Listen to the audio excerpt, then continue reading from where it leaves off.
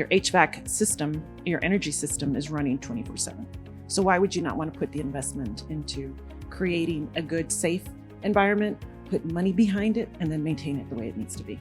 When you take a long-term view at your mechanical spend, your overall energy ecosystem, you actually spend less over time. So if your only motivating factor is how much am I spending, which many of you in the room are always looking at your budget, if you're not looking at it long-term, you are 100% spending more over the life cycle of that system than you will if you make a decision that's short-term, 12 to 18 months. HVAC side of your business right now runs at probably a SEER level between 9 and 13 on average. SEER is an efficiency level. And you can go out today and buy a 21, just to give you a feel, that's a 60% improvement. That's more than an LED light, replacing a light, and you don't know that. We are in the process of testing units right now that might have an 80% reduction.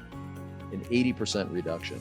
And HVAC's about 30 to 50% of the overall use of energy outside of EVs. One of the better things about this is if you do the ESG and you use it for your marketing purposes and let the world know what you're doing to reduce and to help, then you turn around and you're talking to the market that is purchasing, right? Because the way the world buys now is very different from the way it bought before.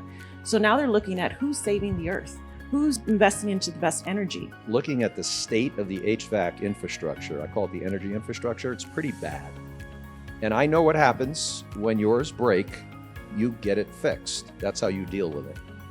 You don't get ahead of it. You don't look at the SEER rating and the fact it's 18 years old, and you're going to be putting capital into that for the next 10 years, probably worth 3x buying a brand new one.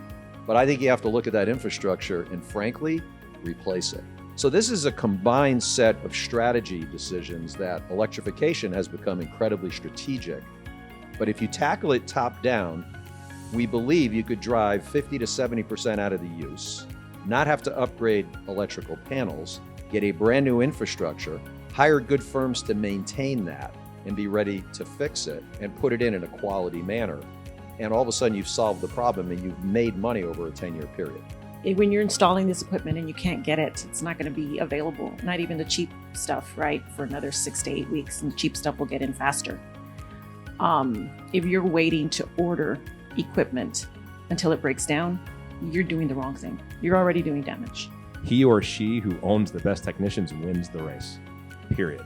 Your employees are going to start taking note of what you do with your mechanical, systems.